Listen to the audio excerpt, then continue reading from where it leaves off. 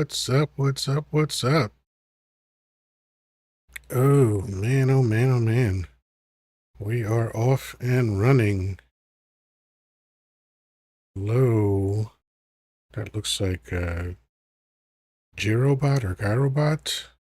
Alexander. Johnny. Hello, hello.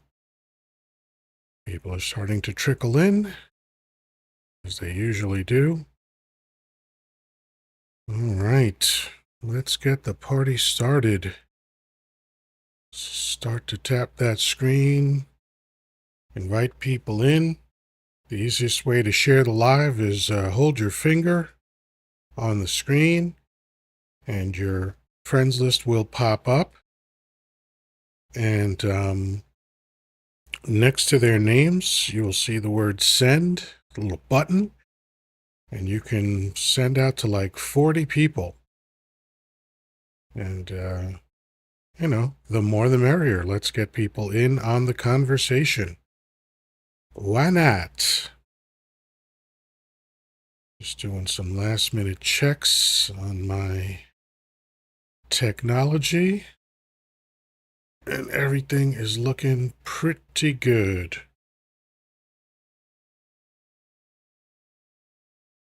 There we go. Just fixed one of my cameras. Might be a little crooked though. Let's see. That's a little better, I think. Let's see. All right. So, I actually didn't get a chance to dig into the news today that much. Not so much that I didn't get a chance. I just didn't make it a priority because I kind of figured I could see where all of this is headed. And the rest is going to be theater because, once Dump starts getting cornered, the lies start coming hot and heavy.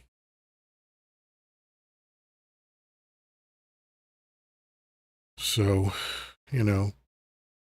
apparently he tried to double cross Russia by asking Zelensky if he could hit Moscow and some other city.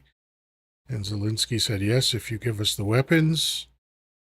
That's been reported by, I believe, the Financial Times and maybe someone else, Wall Street Journal. Again, don't have all the details of it, but it does look kind of wild. Hello, Robert. Hello, Mavis.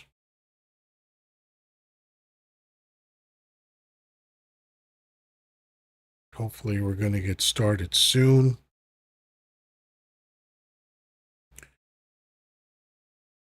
But just check on some of my buds. Oh, I just saw an interesting meme that says Mount P3DO, and on it is carvings of Bill Cosby, Sean Combs, our buddy Jeffrey, and Donnie Dump. That's actually kind of clever. I think I'll like and share that. There we go.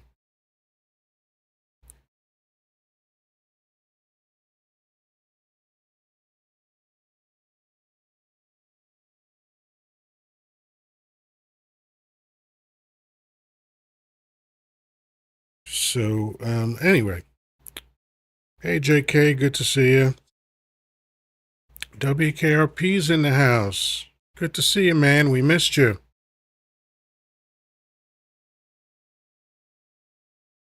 Majestically awkward. I like that username. That's interesting. Thanks for the heart me. Everybody remember, every time you come on a live, do that daily heart me, man, right away, because that's apparently the most important thing to tiki-taki. Thank you, JK. Fantastic. Excellent. And I love the fact that you get fan points. Now, I honestly don't know what the fan points do, but I know that I've gotten up to like level 8 or 9 on other people's lives by being a fan and, you know, all that kind of stuff. So they kind of gamified, giving someone a heart me because you get points for it, and you get points if you leave a comment. And although they really drastically reduced my points, as when I started off, I was getting 30 points for leaving a comment. Now I get 15. I feel kind of robbed. What kind of weird deflation is that? But you know, I'll take it. So we're gonna get started momentarily. The title for this particular segment is Germany 2.0. On the count, I have been saying for a while that this is where we're headed. I even made some posts about that either late last year or earlier this year. I think it was earlier this year. It felt like America was becoming Germany 2.0, and now that Dump has forcefully taken over DC for no reasons, because all of the reasons he gave were blatant, easily verifiable lies. Hello, no sir. Hello, looks like Darl60, Dari60. TJ, hello. So we are living in some very interesting, very perilous times. And, but life goes on. Had a doctor appointment today. Oh, thank you, WKRP, for helping to knock out my live goal. I think it's 100 TikToks. I think that's what that icon is.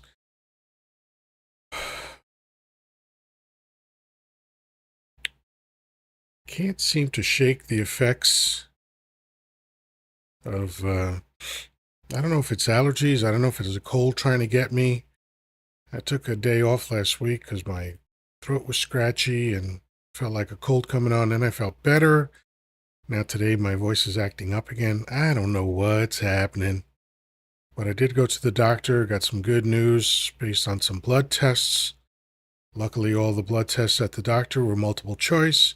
Hi-oh. But anyway, we're gonna get started. So, I don't know. Let me try to figure out where Danny is. He might be on somebody else's live. That does happen because Danny's very popular. Come on. Let's see where Danny is. Oh.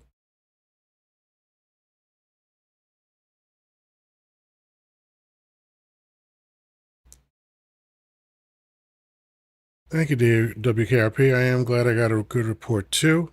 Let me start bringing you up. So whenever you're ready, come on up if you'd like. Looks like WKRP has accepted my invitation. Hey, brother, how you doing? Hey man, I am doing okay. I'm glad you got a good report, man. Yeah, I do. I'm not exactly vigilant when it comes to my health. I do my best to be. Hey, Cynthia, good to see you. No,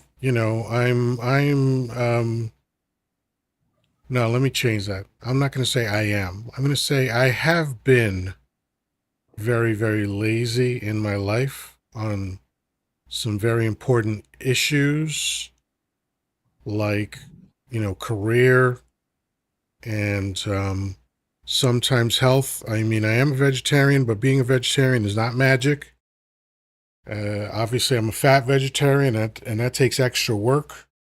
So maybe I'm not as lazy as I thought, but you know, it is. I don't always pay as much attention to my health as would be beneficial.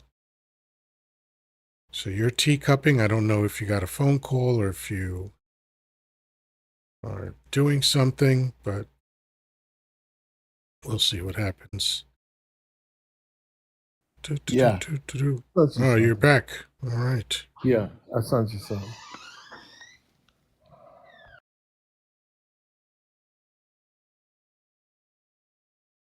I just saw something about in the hospital. Did you say you're in the hospital? Yeah. Oh, what happened? Little palpitations, man. But last night, but I'm doing okay. I'm doing okay. But I wanted to holler at you, come and support you, man.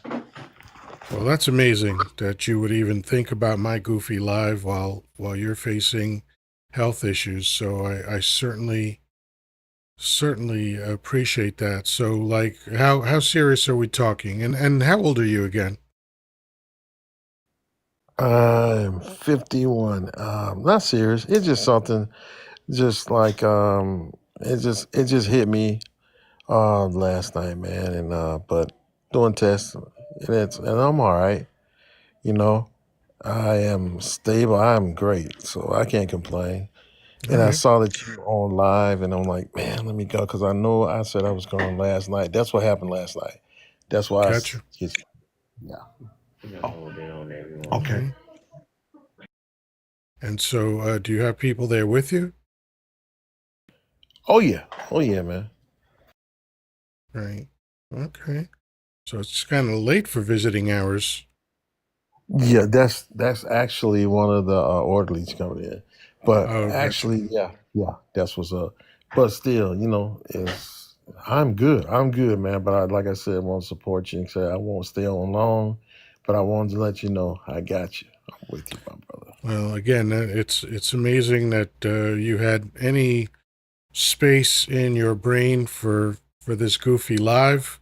I sincerely appreciate that, and of course, I never had to stay in the hospital from the year one when, which I don't remember, but I broke my left femur bone uh, doing something, whatever.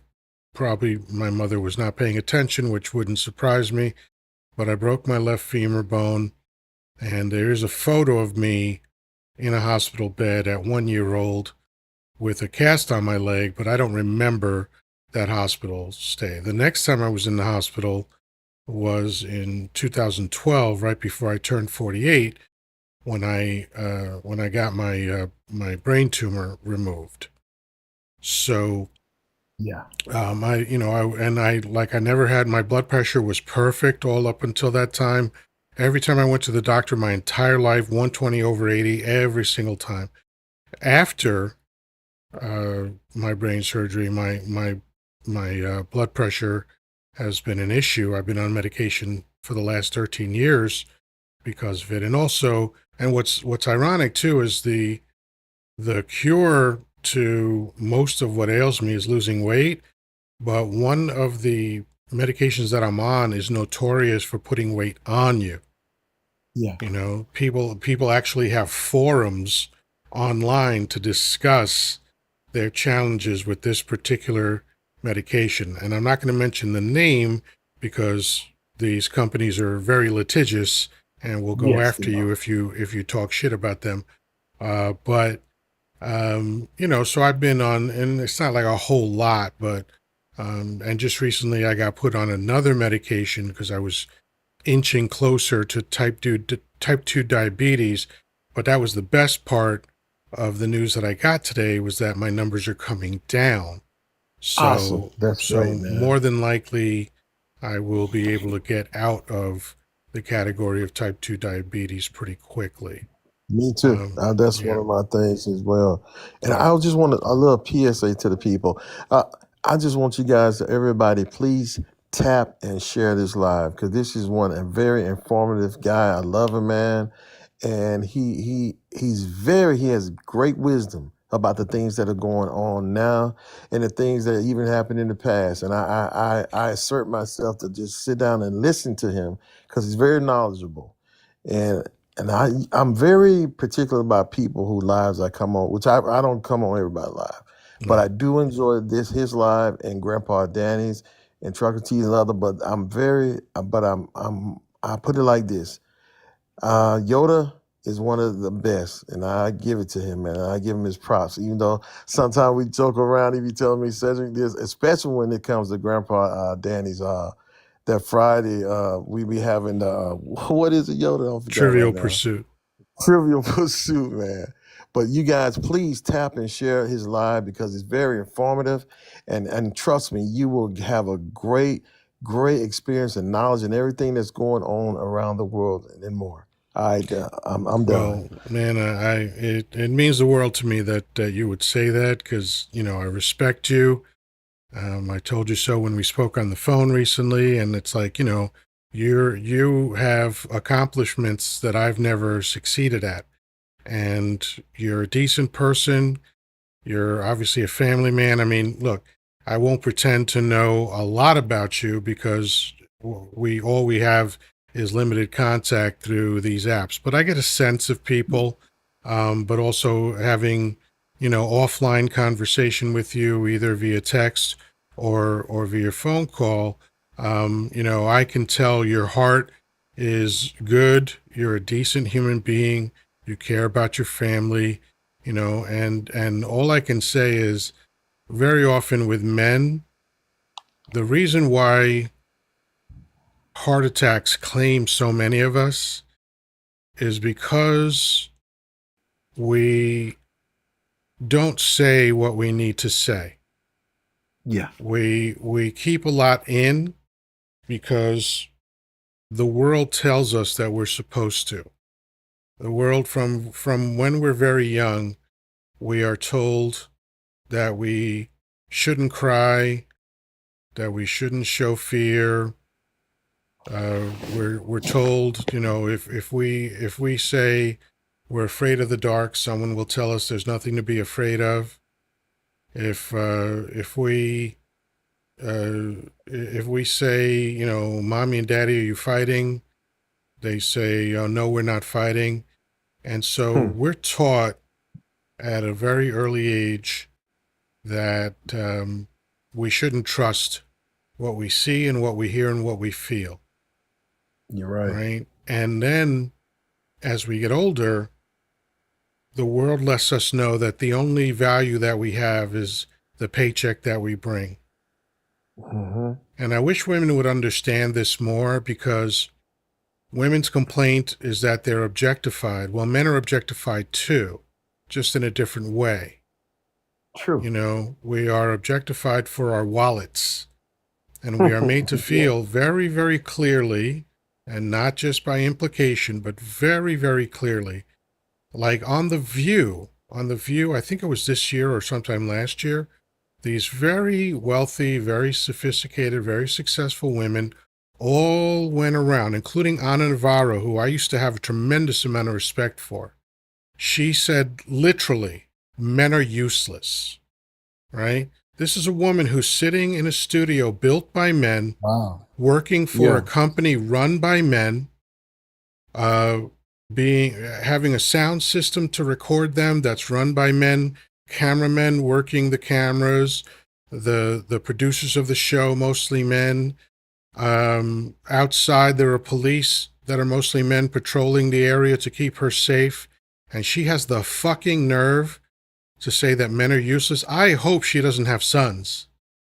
I really hope she doesn't have sons so Yeah. that they can be damaged by hearing their mother say that about them. Men are useless, and it's acceptable Hmm. to say that. It's completely Oh, acceptable for women to say that.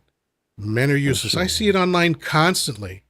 Oh, what are Yeah. you looking for in a man? Oh, a man that can provide for me. A man has to make Money. 6 figures Oh and yeah. protect me and all this. So, and again, I want women to understand something because you throw out your desires and your criteria for us with no problem, and nobody gives you pushback on it, right?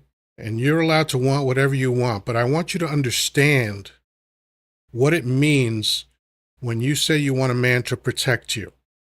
What that means is that we have to put our lives on the line for you. That's right. So when you mouth off to a dude and then you look at us to protect you, you are putting our lives on the line. Because on average, about 2 men perish in fistfights every day in America. Every single day. And I bet you can guess 9 out of 10 times what the fuck that's about. Yeah, female. Yeah, Right? And most so women definitely. just casually, oh, I want a man to protect me. Okay. And you don't think that's a big deal? You don't think that's something? So he's gotta pay your way through life and he's got to put his life on the line for you. And then you wonder why we're stressed out? Shit. Because the way women talk about men, about, oh, the patriarchy, as if men are walking down the heels, walking down the street, clicking their heels, just everything is great for us. You know, oh, we're men, we're just enjoying the patriarchy. No, there's a handful of guys enjoying the patriarchy. The rest of us are busting our ass. The That's rest so of true. us You have the know, weight of the world on our on our shoulder. shoulders. That's right, man. And We some women we don't we would care. give our lives to protect the people that we love. And you fucking call us useless? Fuck you. How fucking dare you? Ladies, take a look around you. Almost everything you have was provided by men. Okay? And please don't give me this thing about how women are so afraid of violence. Men experience more violence than women do, statistically speaking. And I know it's by men. I concede that. Men are violent, 100%. I'm not going to pretend they're not. But let's stop acting like men are useless. That's a fucking insult.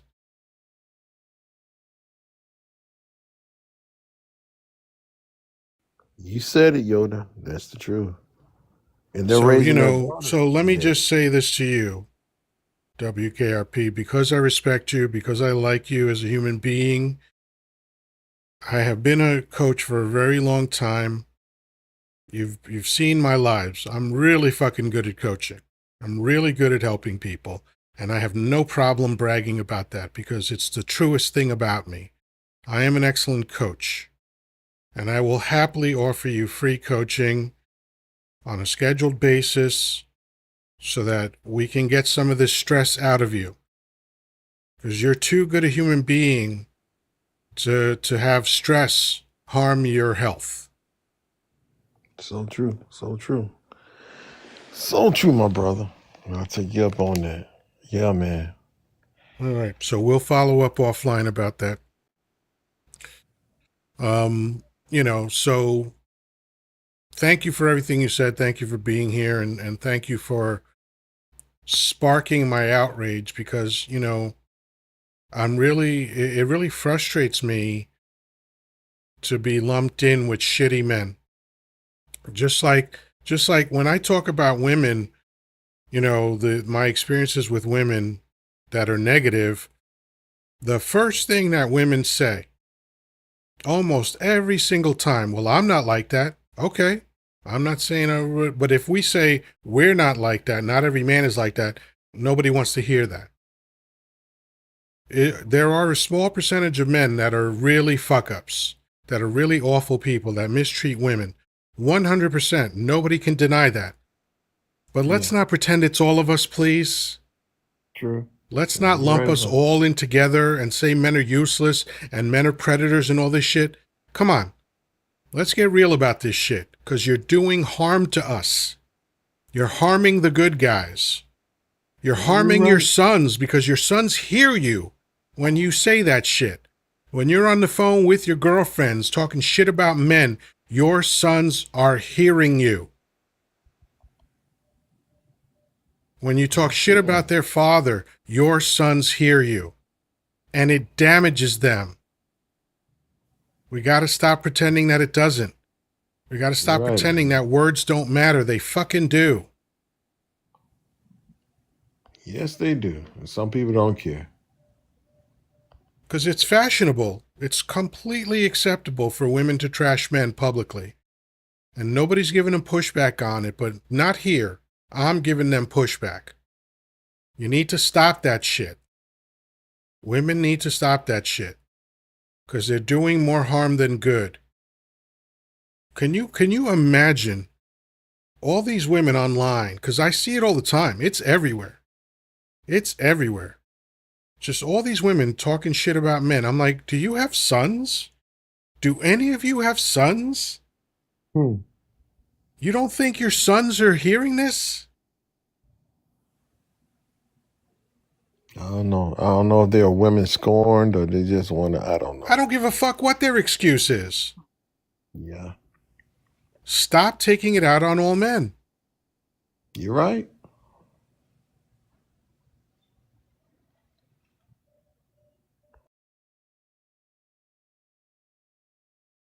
You're right, brother. I pray they do. Hmm. So, yeah, you've actually missed a few really, really good live shows, but I Yeah, don't I want to know you give you told I me. don't want to give you a sense of FOMO or anything, but Yeah, um, you know, I definitely would have been interested in your input in some of these live shows, but you know, with any luck, we'll keep going, and you'll be here with us to talk most more on these definitely. things. But like, you know, yesterday I was like, I had a completely different topic picked out yesterday, and then I woke up and I saw that Donnie Dump had decided to take over DC and just Oh yeah. fucking, like, I didn't even watch the whole conference because apparently it was like an hour and a half, some shit like that. And I can barely take listening to him for 30 seconds. So I don't watch all of his speeches, but a few people broke it down. Like this one thing that I reposted earlier, this one young dude, like, went through the whole thing and just this endless string of lies. Like, Dump is talking about we're taking back DC. From what? From what? Who's attacking DC? No Nobody. one. The No DC one. is experiencing something like a 30-year low in crime. As a matter of fact, this year's crime is over 20% less than last year's crime in DC. Like there's not this crazy crime going on. That's just an excuse. This is what autocrats do. This is what dictators do. They lie our way. They lie their way into conflicts. Yeah. They constantly just lie about what's going on, you know, and and these are easily verifiable lies.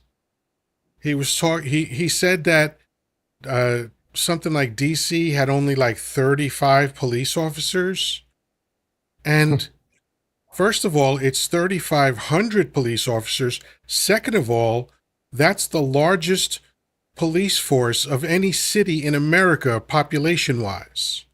Yeah. So, like, literally the opposite of what he's saying is true. DC is overrun with crime. That's not true. It's not true at all, right? And then and No. then this is the thing that really got me. I don't know if I posted this. Did I post this? Let me check. I made a video earlier and I might have forgotten to post it, which is actually good because apparently posting after 10 is better. But let me see if I can find it. Did I post it? Nope, He's I didn't. gone. So anyway, the preview of the video is that he was talking about how, you know, people are spitting on police and the police Hmm. can't do anything about it. So he's 0 for 2 right there because A, that's not happening, and B, it's been assault for a long time to do that. And imagine, can anybody imagine a police person anywhere in America that would allow someone to spit on them Nope. and not do something about it? Please, they'd cave your No. head in if you're Yes, lucky. sir. Okay. Yeah. Um, but I found it ironic at the very least, that the guy who pardoned the people that beat up 140 DC police officers is now claiming to be concerned that people spit on them. It's all a ploy. It's all horseshit is what it is. Yeah, he doesn't It's care. fucking horseshit. It's a blatant lie. Don't try to tell us you care about DC police. You sat for 3 hours, over 3 hours on J6, while 140 police officers got beaten and terrorized. I don't know if people saw all the footage of what happened to some of the police. These people were screaming for their lives. One of them lost an eye in the beating. Sweet Jesus. Wow. And you pardoned those people. Dump pardoned Yep. the people that did that to the DC police, and now he's going to pretend he cares about them? Get the fuck out of here. And the thing that's really crazy is that his followers will believe him. Because here's the thing. Dump knows that his followers are stupid. I posted a video of him saying that during his 2016 campaign, I posted a video of him saying, I love the poorly educated. Because people were claiming that he never said that, but he did. It was at a campaign stop. I believe it was February of 2016. I love the poorly educated. And you see why. Sweet Jesus. Of course he loves them. Because he can tell them these blatant lies, and they will be like, okay, Daddy Dump, we hear you, we believe you. And now he's using the military. I heard that if the homeless people won't leave, they're going to throw them in jail and fine them. What are they going to pay? How are they going to pay money? Somebody fine them. Wild shit. Island Boy Pundit, I'm inviting you up if you want to come up. For everybody else, we've got 18 people here, 12K likes. We are definitely behind pace, so please keep tapping. I've got a live goal of 100 TikToks, I think they're called. I got 15 of them in so far, so if anyone feels like knocking those out, feel free. Island Boy Pundit, how you doing this evening? Can you hear me? I cannot hear you. Hey, I'm back. There you are. I was muted. Yeah. I can barely hear you for some reason. Oh boy, I think it's my headphones. Hold on. Can you hear me? Nope. Let's try this one more time. Now I can hear you. Now, well, you kind of, I heard you for a second, but it's crackly. Hear me again? Sort of, a little bit better. Oh. Yeah, I'm just listening to you guys. All right, so I'll tell you what. I'm going to drop you down, sort out your audio stuff, and then come back up. All right.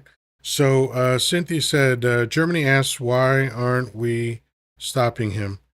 Yeah, so that's why I call this Germany 2.0, because I am interested in world history. I can't say I'm a historian by a long shot. I'm not. But I can read English. And when I read about the rise to power of fascism in Germany, it took a while. But then once the apparatus was built, it moved very quickly. So it essentially started like, we don't have a hard date as to when Schmittler's mind was warped, but we have sort of an approximate time period. We know that he was in World War I, and we know that Germany after World War I was in a real bad place, culturally and financially.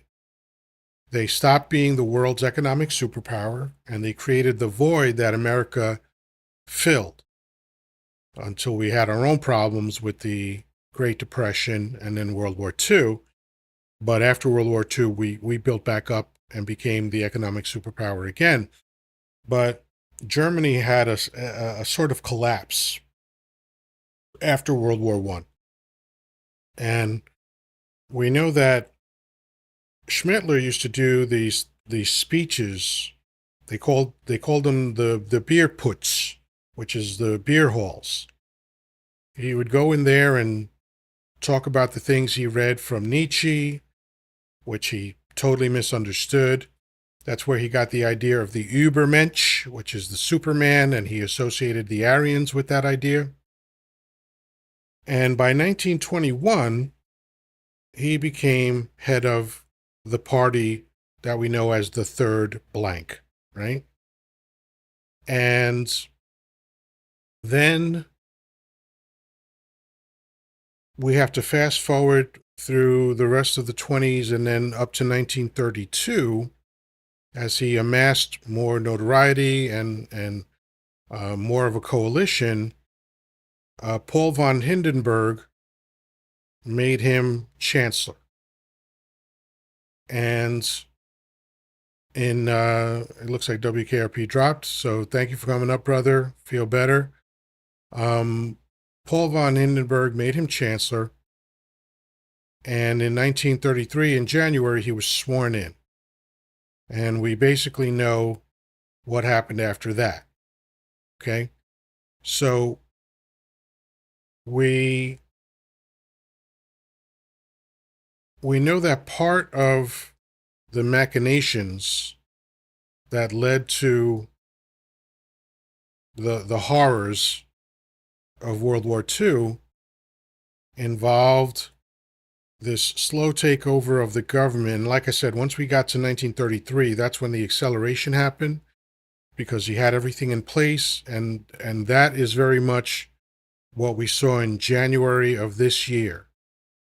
Finally, everything was in place, and look at what has happened in less than 7 months in America. And all of what's happened resembles Germany in the 30s and 40s very much. So, hey Danny, good to see you.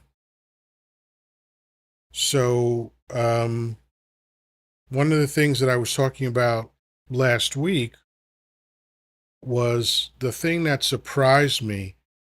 And I see, an island boy, yeah, you just mentioned it, the speed. That's what I was talking about last week. I was actually surprised at how quickly and how easily America was taken over. Because America was one country up until 11:59 a.m., January 20th, 2025. When the clock struck 12 p.m. and Dump was sworn in, America became another country. And what it became, in my opinion, is Germany 2.0. And there is no convincing me otherwise. I know too much about history. Again, I'm no scholar. I'm no, I'm not an academic, but I can read and I can understand what I read. And when I look at that history, and by the way, it's not just Germany. If I look at the world history and the current history of dictatorships, because let's not forget, there are 50 countries in the world right now that are dictatorships. So when I see how they all came to power, many of them started off as democratic countries and then were taken over by a strongman, by a dictator wannabe, by an authoritarian, and then they became what we see now. So this is wild stuff. This is scary stuff. And the reason why it's scary is because it usually doesn't end well. Even if the country recovers, it doesn't end well. Danny, thank you for sharing out the live. I appreciate it. 22 of us in here now. Let's keep tapping away. By the way, I've developed a fast way of tapping. I either use two thumbs. I start off with one thumb until I see the heart. That's usually like 5 to 10 taps in, and I go brrrr. Makes it really, really fast to get those numbers up. Or I put the phone down on a hard surface and I literally go like a drum. The numbers shoot up pretty quickly. So, Danny, I'm going to invite you up whenever you're ready, of course. Come and join me. And Island Boy Pundit, whenever you're ready to come back in, let me know. Danny, how you doing, my friend? All right, how you doing? I'm good. I was worried. I was like, oh man, where's Danny? I was checking to see if you want somebody else's live or I didn't know what was happening. So I'm glad you showed up. No, I was having a brain fade. I sat there and was watching a movie, and I go, "Oh my God, I'm late." You're But the right on movie was time. good. What'd you see? 40 Acres. 40 Acres. I don't think I've ever seen that one. It's a brand new one, came out this year, so check it Ah, out. It was pretty good. all right. Let me search for it in my app right now. 40 Matter of fact, I've been Acres. watching movies all day, believe it or not. Nice. I love to do that. I do love to do that. Oh, it's a thriller, huh? Yep. Okay. Interesting. So just so you know, um, our buddy WKRP came up earlier. He is in the hospital. He's Oh my okay, God. but he did have some heart palpitations. So he went Right. in last night because he had actually contacted me yesterday to say that he would see me last night on the live, and then he didn't show up. And I didn't think anything of it because, life happens, right? But Right. he came on tonight to tell us about it. Thank you, Rev, for the heart me. Appreciate it. Um, so, you know, he's doing okay, but I want you to know that because I know that you and I both are fond of him and, we all look out for one another. I assumed because I know how men are that this is the result of stress. And I did offer him some free coaching, which in hindsight probably would have been better for me to do that privately, but I was in the moment and decided to offer it to him because men are under way more stress than people understand. um we take on a lot of stress. We don't have a lot of avenues to share that stress. I was fortunate. I always had very loving, caring friends around me and we could talk. But not all men are that lucky, and sometimes we succumb to that stress. Let's see if we can hear Island Boy Pundit. How you doing?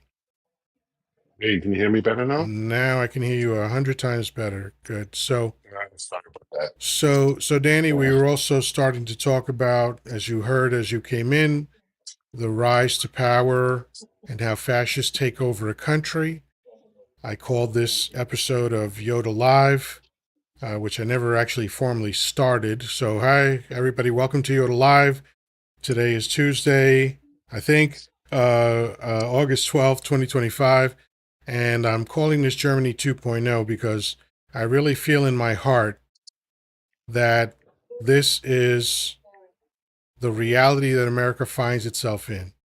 I said, on July 31st, I made a video saying that we were in the last stages of the run up to fascism.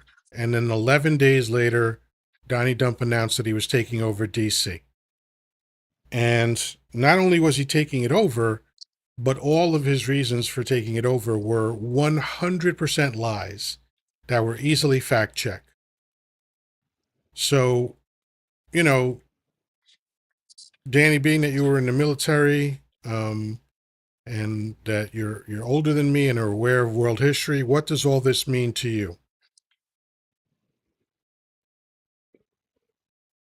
Well, it basically means that we're history repeating itself, and it's coming, and it's come to America. As we say when we were younger, payback's a bitch. and we're reaping what we sowed. And like I said the other day on my live, the we're in a new Cold War. Yeah. The Iron Curtain has fallen in the United States, and it all started around 2016. We had a relapse for about 4 years where we caught ourselves. We got some sanity again, and then all of a sudden, uh, people forgot how bad the dictator in chief is, and they got him, and now they're stuck with him. Yeah. American made this stunning uh, proclamation. Dump is saving our republic. American made. I can't invite you up, but you can request up. I assume that means you have a private account. But why don't you request up? Do people see the request boxes on the screen? Yep, sure do. Okay. So please request up so you could explain how dump is saving the republic, because I don't see any evidence of that, but it is possible that you are seeing something that I'm not, or you have a different perspective on it. I'd love to hear it. I have a feeling that you're probably just a propaganda parrot, but you might prove me wrong. Oh yeah. Let me add one more thing to this Yeah. pile of steaming brown stuff.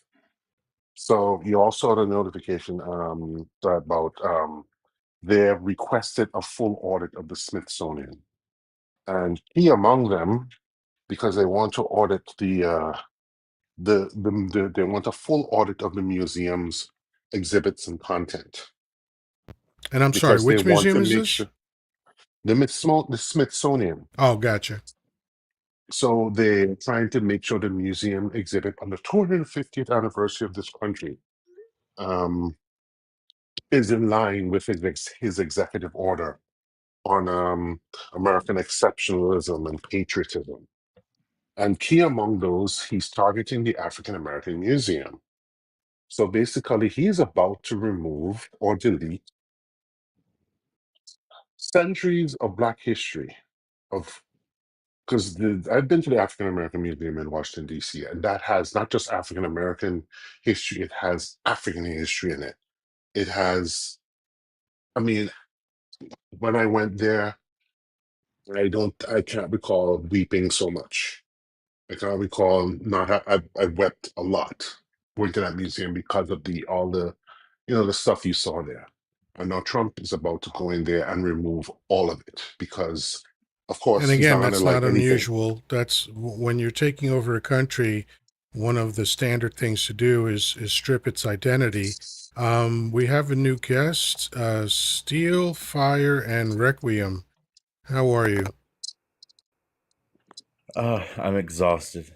Gotcha. Just a And tired I day. don't think we've spoken before, so for the sake of TikTok, are you at least over 18? I am. I'm Excellent. 41. Excellent. So what's on your mind? So I ran as a Democrat in 22 and 24. Once for the U.S. House, once for the state Senate in Tennessee. And I have a twist on Trump saving the country. Of course, I voted for Harris. You can look at all my videos on TikTok. But the way I grew up in the South in the 90s with, you know, greaser parents from the 60s, essentially, all of the low key racism, homophobia, xenophobia, all those things. The way that Trump is saving the country is all of that rot is coming to bear. It really started when Obama was elected because they they got the balls to say what they'd been thinking for the past 50 years before that, and it ignited them to say it out loud. All of the racism and anti-Semitic crap, it it all boils, it's all boiling to the top, and we get to see it and call out what it is and actually fight against it and carve out the cancer that it truly is of 400 years of oppression for if you are if you're basically not white straight Christian, especially Protestant. They kind of let the Catholics slide, but Protestants in the South don't consider Catholics Christian, but that's a religious TikTok live maybe. But I think he saves it in the fact that we get to root out and carve out that cancer that is in this country. But I don't know. I don't know if it really happens. I don't know if it. Okay, I, so I, I'm maybe I'm not hearing you. I'm not understanding you correctly. Are you saying that Dump is saving the country? by exposing what's truly there, so that we can fight against it. Yeah. Do you think that he's exposing what's truly there intentionally? I almost think he's like a useful idiot for the. So I'm talking about unintentionally. like a like yeah like but for the not even I wouldn't even say unintentionally for a certain you know not for say Putin's sake or for anyone's sake, like for the sake of humanity. I'm not following your logic, so let's try to get on the same page. You said Dump is saving the country by exposing the rot, as you describe it.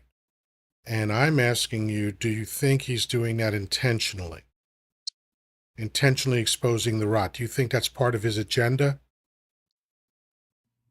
No. Okay. So he is unintentionally doing that. So if that's what you're saying, I agree with you.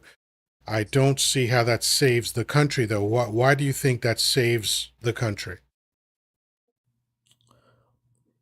Because it needs that all of that way of thinking needs to die off. Oh, so, but what is he doing to help it die off? His actions are helping the country. I don't think he's In what helping the way? country. In what way are his actions helping the country?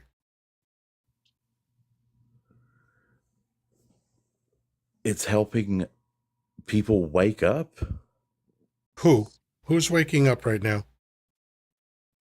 LGBT people, women, black and brown people. You They're think fighting they've in been the asleep? streets.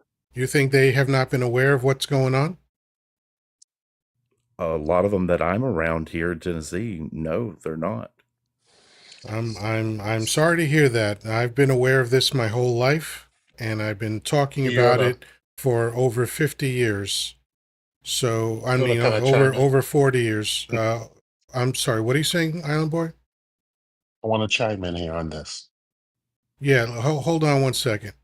So, Mhm. what I don't quite understand what your perspective is, because the people that are on the receiving end of this hatred have been fully awake for decades and decades. So you think Minorities have never been asleep on this issue. I don't know anybody in the rainbow community that's been asleep on this issue. Now, that doesn't Uh, mean that what you said isn't true for you, but I'm telling you what's true for me, which is I don't think the people that need to wake up are the people that you're referring to. white women in the South, Okay, LGBT that people in those the South? Yeah, as a candidate twice, yeah, I saw a lot of people who were asleep. the in the LGBT community, you saw people that were asleep that weren't aware of the hatred that was Yes, coming toward them. yes. Okay, I'll Tennessee take your is word 50, for your experience. But go ahead, Island Boy. Tennessee What we saying? Tennessee is 50th in voter participation. There are a lot Understood. of asleep people here. I got you. All right. So go ahead, Island Boy. Um, I think I know what you're trying to say. You're trying to say he's saving the country because he's exposing the rot for what it is. He's finally Well, that's not what he was giving. trying to say. He said that. Yeah, but I'm saying, but I'm further extrapolating. I mean, and this is my interpretation of what he's saying. He's finally given whitey people nowhere to hide when it comes to their racism. They no longer can hide behind ambiguity when it comes to their racism anymore. Trump has made it so like there's no room. If you support Trump, you have no problem with whitey supremacy, bigotry, racism, xenophobia, jingoism, the whole nine, all of the nasty stuff, right? He's made it so you can't hide from that anymore. So you're stained with that. It's like a scarlet, this reverse scarlet letter on you, in a sense. You know what I'm trying to say? That's what he's trying to say. But I still say it's kind of naive. Because if it's one thing I've known as a student of history, and you're a student of history too, Yoda, never underestimate the pull of whitiness. Never underestimate the intoxication of whitiness.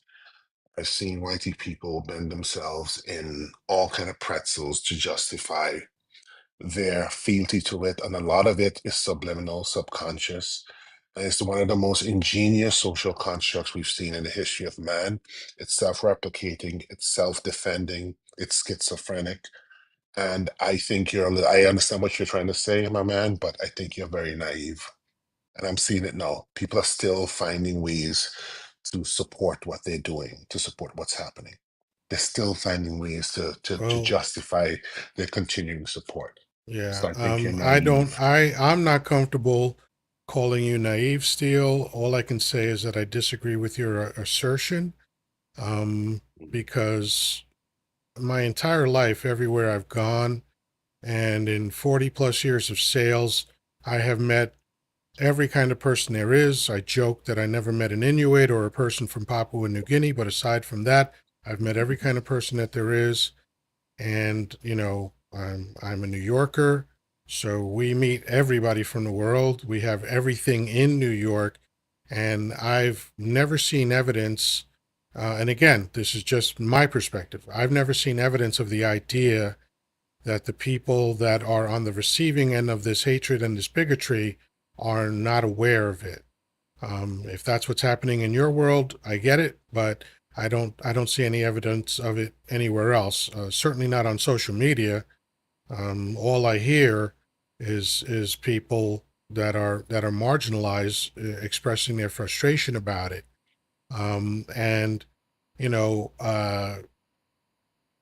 Dump is Man, not the that's cause of any of this, but he is certainly another symptom of it.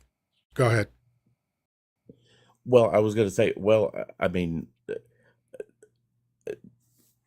we're taking our words apart from each other, but so if you've met every person that there is besides an Inuit and the joke that you said, how many gay Republicans have you met?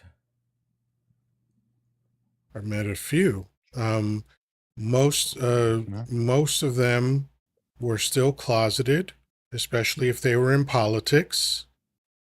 But I've met a few. The reason I brought that up is because I have an analogy that Rev put in the comments.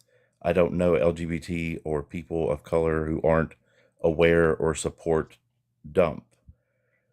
Well, we see that we have seen in the news. I'm just seeing, repeating what I have seen on TikTok. Cubans in South Florida thinking that by associating themselves with Dump that they would not be exposed to uh, internment camp Yep, and in the or 30s, being Jews put out turned of the in country. Jews, and in the 17 and 1800s, slaves turned in slaves. And yes, there are self-hating minorities in America that support their oppressors. It's called model minorities. They call the model minority ideology. Okay, The, So you have anyway, to read up on that. let's let Steele finish his point. So what is your point in bringing that up? so the analogy is that I personally know LGBT people who think because they associate themselves with Dump and supporting him, that they think that we wouldn't be rounded up too, that we're not Okay, next. that doesn't change anything we've said so far. So again, I'm not exactly sure what your goal was in bringing that up. I, you made the point of saying that you know no one who supports Dump who are in these communities That's not what who I said at works all. who That's work. literally not what I said. What I said was I don't know anyone in marginalized communities that are not aware of the oppression Or wait, that they're feeling. That is not at all what you just said. I said well, I misstated that that's what Rev said, but you that's did got nothing say to do like with you me. said. uh, I don't have anything else to say. I made my point, and I stand by it. So, Excellent. All right. Well, thanks for coming up. thank you. Yeah, that's no. I'm just like, and then when I said he was being naive, I was being charitable. It's Whatever, being man. kind. It's to me that's unnecessary. But um, like it's the one thing that irks me when people try to quote me and fuck it up completely. Mm-hmm. It's like, Mm-hmm. don't tell me I said some shit that I didn't say. Mm-hmm. Because You have a saying from I back in choose the my words very 90s. carefully, and I make the point that I'm trying to make very clearly. And when people try to tell me, well, you said this, I'm like, yeah, no, that ain't it. And then to connect me with someone else in the chat, what the fuck does that have to do with me? I didn't say that shit in the chat. Somebody else did. That's got nothing to do with me. You know? I know it's funny. He's proven the point what I said about modern minorities. He's proven it exactly. That's what that is. That's the modern minority ideology. That's the assimilation ideology. That's all of that's part of supplicating yourself to white supremacy. He's proven the point. He's mentioning Cubans. I mean, come on, man. We could do a whole show on that, can't we, Yoda? I mean, I wouldn't be interested in that, but the fact is that like I said, there's always been the oppressed that aligns Mm-hmm. themselves with the oppressor. That's a tale as Oh old yeah. as time. Everywhere you Mm-hmm. look in world history, that's happened. The house Negro, the step and fetch it, the Uncle Tom, all that shit. Mm-hmm. The Yep. Oreo, whatever. We see it all the time. Mm-hmm. So nothing Mm-hmm. nothing new there, but like what the fuck is the point of that? Like we know Yeah. that exists. No one's arguing that it doesn't. But the point you said that we are aware of their oppression, even Yeah. those that chose to be that little be the trash panda, they are aware of the Of oppression. They course, know of what's going course. on. That's They that just that's think, what fueled their decision, right? Is that they know yeah, they're it'd be oppressed, but safer. their thinking is, well, if I align myself with my oppressor, it'll be okay. I'll be safer. They won't do that to me. By the way, You we know. just literally saw that when Mehdi Hassan debated those sociopaths in Jubilee. Oh One my guy God, literally that said, because was awful. Mehdi Hassan said it was great because we need to know that those people are out there. Okay, Mm, so this guy was saying something about authoritarians and how that's good and blah blah blah.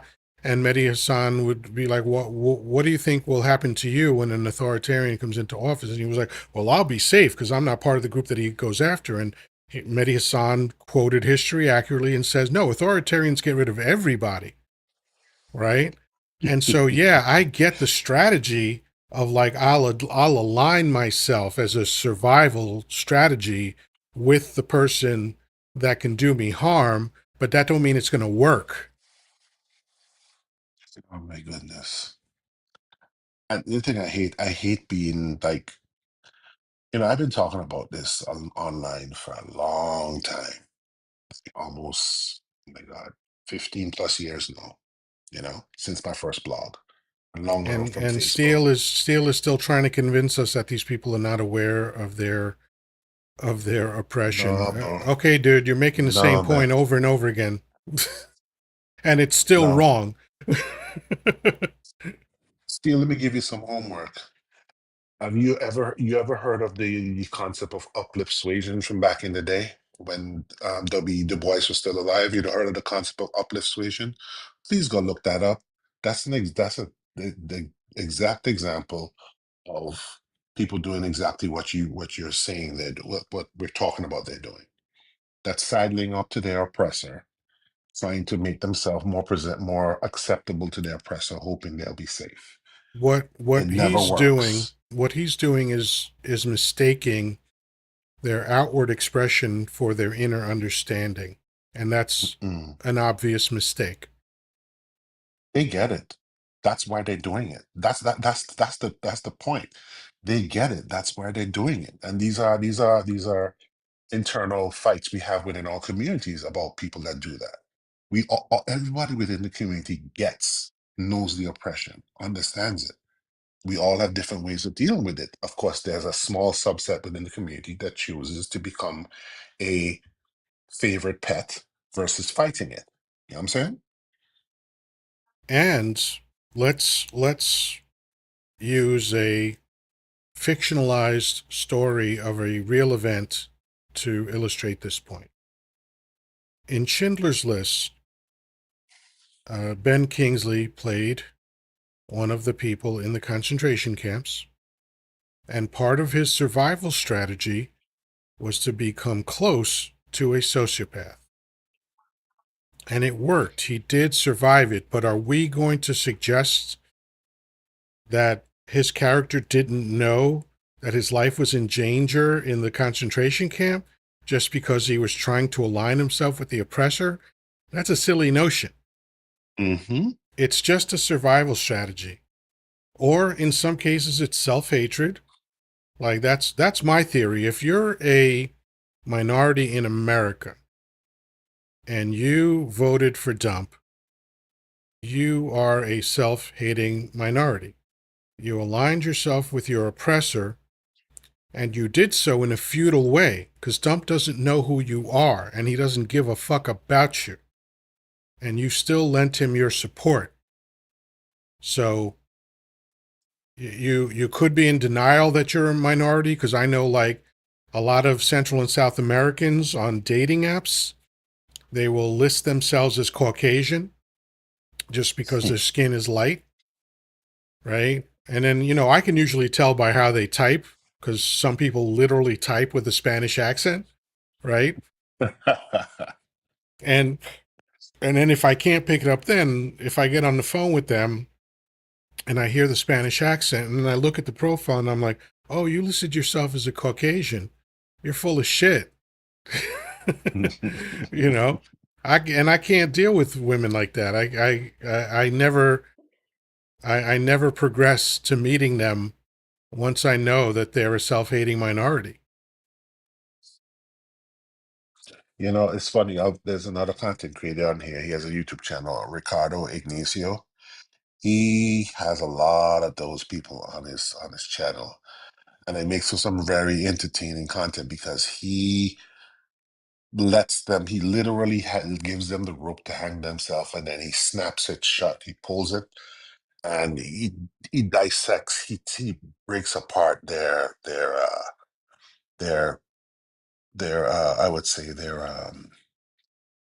supplication to white adjacency. He dissects that so hard, so Island well. Boy, might I suggest that you answer Steele's question? He's asking you how to spell the word that you mentioned before, and that's a great sign. That's someone who's curious and wants to learn. So, Steel Fire, I I'll appreciate you for asking that question. Um, well, yeah, I mean, Um,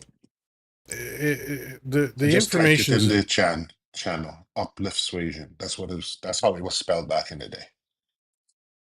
I again, I'm no scholar, but the information's out there. The history's been written.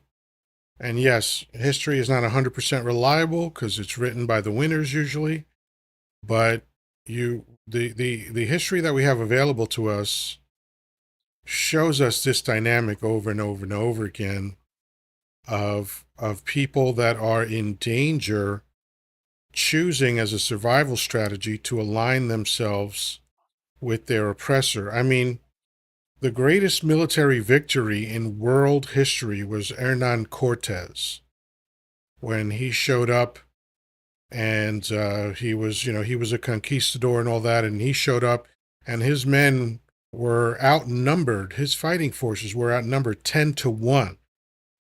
And the only way that they got out of that was that Hernan went inland and made alliances with some of the people that would have been able to wipe him out.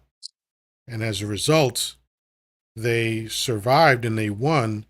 And there's a famous idea that came from that because once they landed and they saw that they were outnumbered 10-1, his men were begging him to get back on the boats and turn around and go home. And Cortez burned the boats. And he said, if you want to get home, you're going to get home on their boats. And they fought like hell, and they used their alliances, and they succeeded. And to this day, that's taught to people that want to be generals and that kind of stuff in the military classes that they have on strategy, because it's one of the most brilliant military victories ever. And some consider it the most significant military victory in history. It's taught at the war college. Right. Yeah. It's a fascinating story. But he really pulled off a brilliant move then. Like burning the boats was like, that's a bold move. But Henry Kissinger said it. Even though Kissinger could easily be described as a war criminal, there is one quote of his that I like when he said, the lack of alternatives dramatically clarifies the mind. Right? So if you only have one thing that you can do, then you become totally focused. Yep. Yeah. There was something I said earlier about I put in the chat earlier that I want to bring up again. What's happening now in terms of the descent into where we are right now. There's something called coordinated bad faith. I think I've spoken about it before. You see, Republicans, as opposed to Democrats, and when people say both parties are the same, I really hate when people say that. Republicans actually aspire for single party rule, all levels of government, right? That's how Republicans are. That's how the GOP is. That's what MAGA is. They want only their people in power. They want as many seats as possible. That is how they see things. Democrats, on the other hand, squirm when they have single party rule. When they dominate a chamber or dominate a branch of government, they squirm. They always try to be magnanimous. They always try to share power. They got to get You over know, that shit. I know, but you know what I'm saying. They squirm. They always looking to give a handout and overture. And you see what happened though. The Republicans always have a long game. The Republicans, let's say, coordinated bad faith. They get the judiciary, they get the House, they get the Senate. And between those three of them, they coordinated bad faith. Like they deliberately stand down or find some obscure way to greenlight things. Like the Supreme Court with their shadow dockets, with their for now thing. That's coordination with the House, who's basically standing down from their constitutional regulatory ability to restrain the executive. And Trump writing all these executive orders, right? And knowing full well that the House and Senate are not going to stop him because they could, but they will not. And the Supreme Court is basically letting them do irreversible damage to all levels of society and government, right? And then they say, well, we're going to rule on the constitutionality of it later. It takes too long, right? And what happens then when they finally do rule on it, to save face, they may rule against it, but then it's impossible to undo. So thy will be done regardless. It's coordination. So by time the Supreme Court gets around to ruling on it and talking about it might have been unconstitutional, the coordination will have already borne the fruit that it was supposed to bear in the whole time. And that's what we're seeing here. This is the descent into fascism. You know what I'm saying, that we're seeing right now. Project 2025, Project Esther are the grandchildren of the Powell memo from the 70s, right? And from the ALEC Foundation, the political engagement of chambers of commerce all across the city, all across the country. Those are grandchildren, grandsires of the Powell memo. You know, Heritage Foundation, all of these organizations, grandsires of the Powell memo. And the thing I'm saying, I rip Democrats because Democrats are right there in Congress with them, and Democrats let themselves get corrupted by the same corporate masters that are enthusiastically supporting the Republicans. You know what I'm saying? Hmm. Same corporate masters donate enough to the Democrats so the Democrats do not fight the Republicans, quote unquote, too hard. You know what I'm saying? They always fall short of when it's time to really put the unaliving nail in the Republicans' coffin. They always find a way to stop short. They always find a way to fail, or always find a way to sabotage themselves. And I've been watching that for decades here in this place, and it's like it's really infuriating. But then when you know, at my age now, I'm in my 50s now, when you see all of this stuff and you know where all the bodies are buried, you see all of this whole thing, you're like, well, goddamn. It's no way. I mean, it is not at all surprising why we're at this point, you know? Yes, I agree. And when people say both sides are the same, it's it's lazy and it's shorthand, but obviously it's not 100% true, but there is some truth to that. Hmm. I agree. The two parties have gotten vastly different outcomes in America.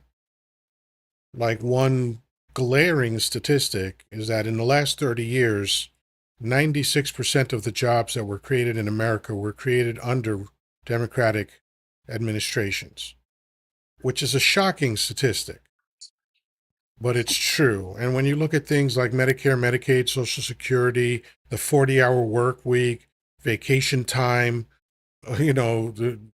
taking children out of the coal Unionization. mines, all these things, those were all Democratic initiatives. So the outcomes have been drastically different, but the machinations are very often the same because, like, APAC is paying everybody, right? All of the bribery has been spread around. All of the corruption has been spread around. So that's what people are focused on, I think, when they say that both sides are the same. And on that point, I think they're right. It's just when you dig a little bit deeper into the outcomes, you see where the differences are. But let's also be very frank about some of the glaring mistakes or oversights, and then maybe not mistakes, because I think these things are intentional, but like Barack Obama was in office for 8 years, the minimum wage was raised in July of 2009 to 725. That was 6 months into his presidency. For the next 7 years, minimum wage never went up and still hasn't gone up since then. So we're looking at 16 years. While prices continue to rise, people are being paid the same minimum wage. That's Hmm. both administrations giving corporations a free ride, right? Uh, we were promised taxation for the wealthy. Obama never did that. Biden never did that. Roe v. Wade wasn't codified in the 8 years that Barack Obama was in office. Mm-hmm. So while again, to be fair and balanced, there are clear differences between the parties as far as outcomes. I get why people say that they're the same. At this point, the Democrats, like at this point, the Republicans are no longer interested in playing footsie with Democrats. The Republicans are no longer interested in being and having a facade of the opposition and entertaining the Democrats. The Republicans are out to wipe the Democrats off the map, literally, if you know what I'm talking about, right? Okay. And the Democrats are at a crossroads. The Democrats either have to, they can no longer keep their corporate donors happy and truly save the country, truly fight for democracy. Those things are now antithetical. You can't do that anymore. The Democrats have to kind of say, listen, we welcome your corporate donations, but at this point, we can no longer do stuff just to keep you happy anymore. You know what I'm saying? We have to fight this thing tooth and nail. We have to throw a lot in with regular folks now. We But can no that's the longer catch fight to 22. keep you happy. Yeah. That's the catch 22 of Hmm. the reality of life in America. Because like when you look at the the groundswell of opposition right now from citizens, even though it's inadequate. Thank you, Des, for finishing off my rose gold. Appreciate it. Hmm. Um, when you look at like, oh, we're gonna not shop from Amazon this Saturday, or in September now there's a 3-day thing happening. Even though I appreciate those things, even though like the Day of No Kings is like an extraordinarily impressive turnout, all of it is inadequate. All Yeah. of it is inadequate because I always reference the Montgomery bus boycott being a year, just over a year of everyday sustained effort. That's what brought about changes. Because all of these people, oh, the power of the people, we're of, by, and for the people, all of that is horseshit. All of that is propaganda, right? Because the catch 22 Hmm. is no matter what the people want, there is a lawmaker that has to give it to us. So when the people say, let's get rid of all the money, let's get rid of all the power, let's get rid of all the corruption, the very people that have the power to actually change those things are the ones benefiting from those things right now. Exactly. So what you're It's the asking catch as we 22. the people is you, the wealthy and powerful, give up some of your power and your wealth. That's what we're They're asking. not gonna do it. They're not gonna do it. And what they do is they throw us crumbs once in a while to keep us Hmm. quiet, right? Like consider the optics. Consider the optics of Martin Luther King Jr. standing over the shoulder of a YT president as that president signed into law the Voting Rights Act. That's an amazing photo op, Yeah. right? It was still fucking crumbs. Yes. Yes. Yes. Yes. It They was actually still fucking crumbs. They were giving us what we already should have fucking had, right? it was they were giving us what was already technically on the books as a law, Right, frankly. right. You know? So And it was just optics. It was mhm, just a way to calm everybody down during an outrageously tumultuous decade. The 60s were a slaughterhouse in America. mhm. I mean, I looked it up on Wikipedia, I think last year, just like all the people that got schwacked in the 60s just for being like, hey, can we have some fairness around here? right? Hmm. And they like took, including women. They were doing what the mob doesn't even do. They were taking women out, right? Yeah. And so And like that was a Hoover with his very, we're COINTELPRO. talking about Vietnam, we're talking about civil rights, all this shit was going on. And so they were like, okay, we gotta give them something. So let's give them something that on paper looks really good, and the photo op is going to look really good, but it's not really going to be anything that we give a fuck about. Minorities Let voting, who me. gives a fuck? Let them have it. You know We what's were messed up taking about? out politicians Yeah, in the 60s. dude, That's a what I'm And saying. president, a sitting right, president was schwacked, and when his brother was looking like he was going to be popular enough to be president, they didn't even wait. They yep. took that motherfucker out. That shit is And they took crazy. MLK out.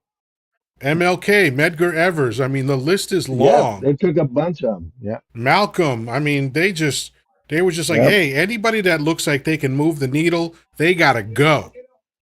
yep, They took the Black Panther leaders out. I mean, it yep. Psh, was. shit.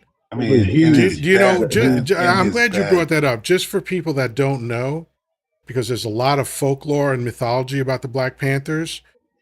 They started off as a meals at school program. That's Right. what the Black Panthers Hmm. originally did, was provide Yep. meals for children in schools. Okay? And there was one guy in particular, a young dude, like 20 years old, Thompson, I think his name is. Mm. Fred Hampton. Fred Fred Hampton. Hampton. Yeah, Fred Hampton. Fred Yeah. Hampton, let me tell you, man, my heart breaks whenever I think of Fred Hampton. This was a beautiful young man, eloquent, intelligent, a force of nature. They rolled in on that dude when he was sleeping and just riddled his bed with armaments until he was gone. Yep. Absolutely Why? did. Just because he looked like he could move the needle. So with all this shit going on, they knew that they had to tamp the fire down a little bit. So Hmm. they were like, oh, they seem to love this MLK dude, and he just fucked us over in Montgomery and took money from bus companies. So let's throw him a bone. And please don't mistake what I'm saying as an attempt to denigrate anything that MLK did, but I'm giving it context. We have to understand how this works. Governments in power will not give up their power. Look at the history of uprisings. They rarely succeed, and even when they succeed, they don't get a whole lot. The government will make a little bit of a compromise just to calm people the fuck down. There's a video I made, I think, a couple days ago, where I basically said to fight what's going on right now requires you to fight fascism, requires you to be somewhat fascistic. And the mere fact that you have to be fascistic means the whole system is truly broken. And and once you have to resort to fascistic means to fight the unapologetic fascists. You're the regrettable fascist fighting the unapologetic fascist. You know what I'm saying? Right? Yeah, but Once that I mean, happens, that's an interesting way to couch it. But I think, when we're talking hmm self-defense, like, hmm like my thing, like, I will never ever throw the first punch, and I taught my son the same thing. Don't ever throw the first punch. Don't start any fights, but be ready, willing, and hmm able to finish to end them. it. Hmm. And so, I get the metaphor that you're painting. I just don't think of Hmm. it that way because I think what the people are doing now is self-defense. We Hmm. the people are desperate to avoid fascism. Yeah. So we are now starting to do all the things that disrupt a corrupt government. I just don't know if we're going to get to the point where we do enough of it. Yeah. I am the thing I worry about, which is different, the times we are in now, which is different from back in the Civil War times, different from the 60s. All of us are more integrated in the society than we've ever been. For instance, like, whatever he does touches all of us. Whatever they do is going to touch all of us in some way or fashion. We're going to be affected by it. And a lot of us are not going to be willing to do what might be really necessary because we potentially may harm our families. We may potentially have our Yeah, children go there's a lot at without, stake. or There's a we lot may at we may stake. This is not potentially some easy shit. lose our lose lose employment, lose housing Everything. and You stuff might like lose that. You everything. can lose everything, right? To do what's necessary because we're so integrated. In a sense, I like who was I talking? Who was I listening to? Shoot. I think it was Lori Daniel Favors. She said, like, we became so integrated, but none of us, we basically gave up maintaining our black, or by black, for black, you know, our segregated institutions. We should have integrated at will, but still maintained black, our by black, for black within the black community institutions that we came up with.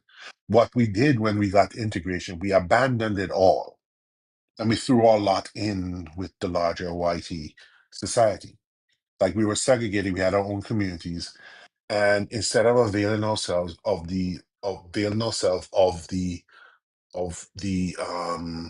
resources that were now available to us due to us being able to integrate, right, and using it to build up our already created black communities, we abandoned it all. We merged, we completely fused our communities in with the larger society. So now we're hopelessly intertwined with the larger society.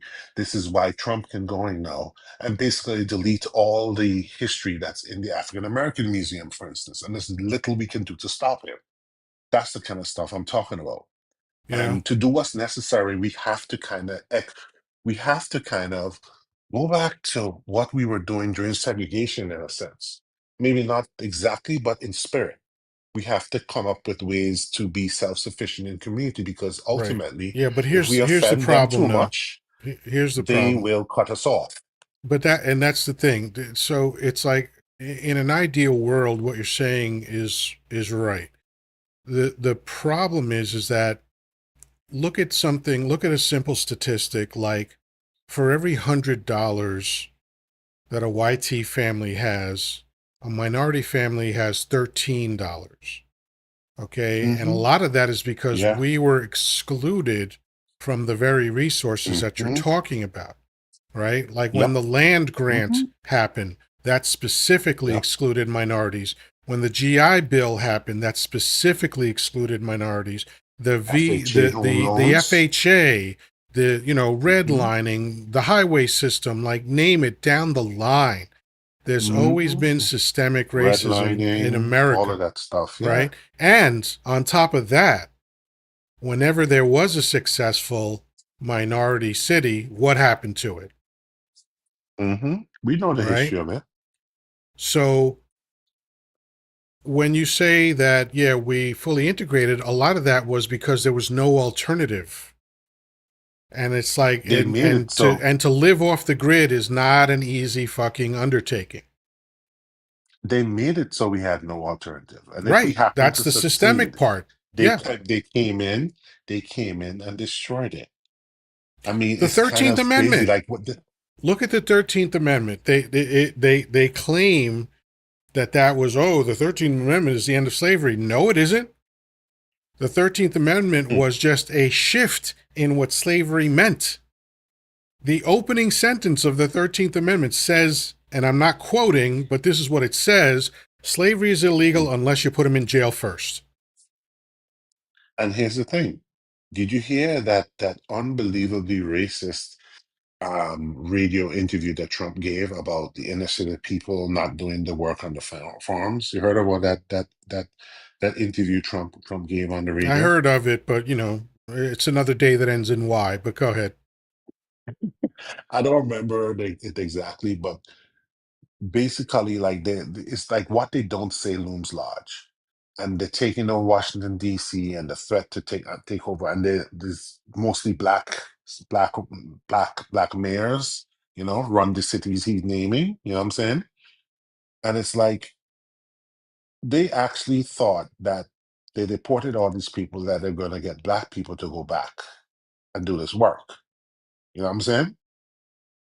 They actually thought black people were going to go back and do this work.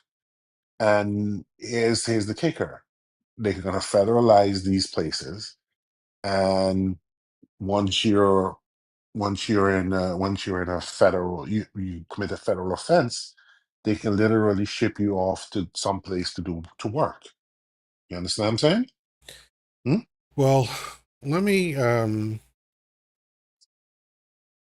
let me try to gently word a PSA for YT people. Oh, please And do. I'm doing this on behalf of my son, who is 6'4" and affiliated with a group of people that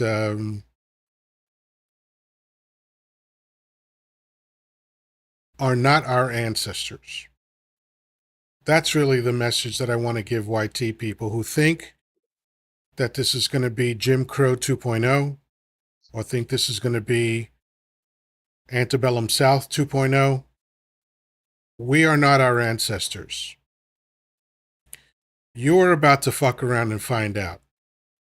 Mark my fucking words.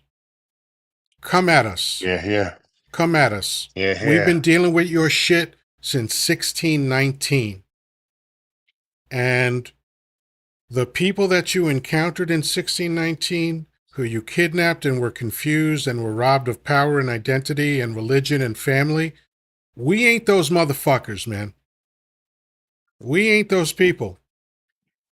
Go ahead and try We it. know who we are. We know Go who we ahead and are now. try it. And you're going to find out We how far 2A goes.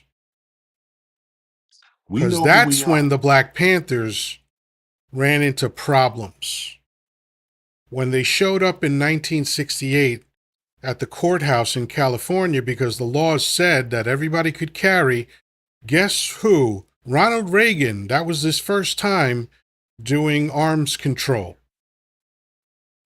Hmm. Okay, when he was in politics at that point for a few years at that point, because I think he got elected in 1965, Mm-hmm. and he panicked.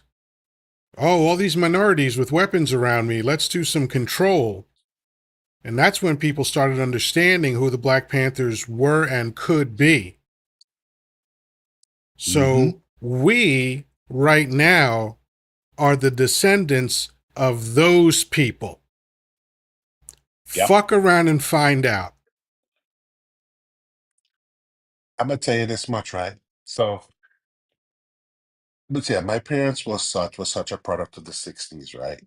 That um my parents and my grandparents had quote unquote Anglo sounding names. Okay? They had very Anglo sounding British sounding names, being from a British colony in the Caribbean. My parents being product of the '60s, they gave all the children across my family, my cousins, all of us born from my generation coming up, we all were given authentic African names as a basically a fuck you to white people. You know what I'm saying?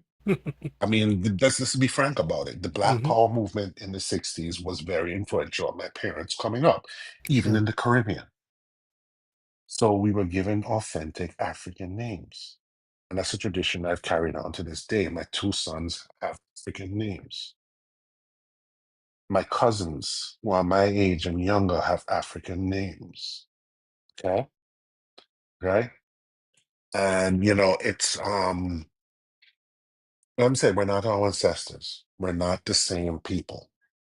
We're not. And I have to say this, man, and I know you feel the same way too. I thought I was kicking shit in my younger days. I thought I was radical. I thought I was Mr. I thought I knew what I was talking about because I used to do a lot of this Black conscious poetry and stuff in college.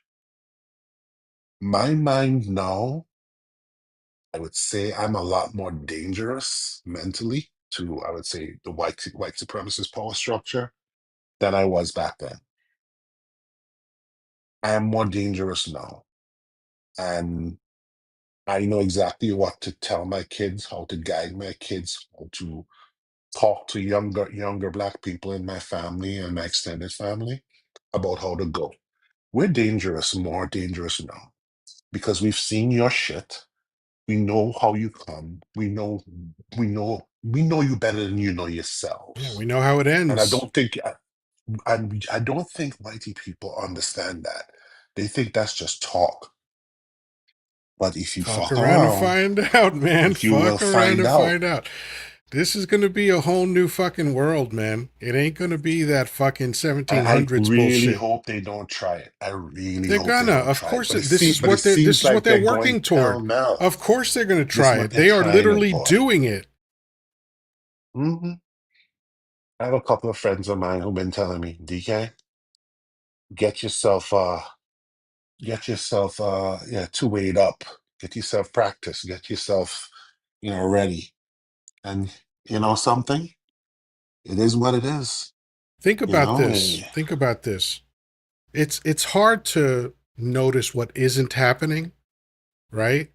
Because Mhm. why would you, right? Why would you be paying attention to what's not happening? But once in a while, something occurs to me. In the very beginning of these raids on immigrants, we were seeing a lot of televised content. Not seeing it anymore, are we? You want to know why?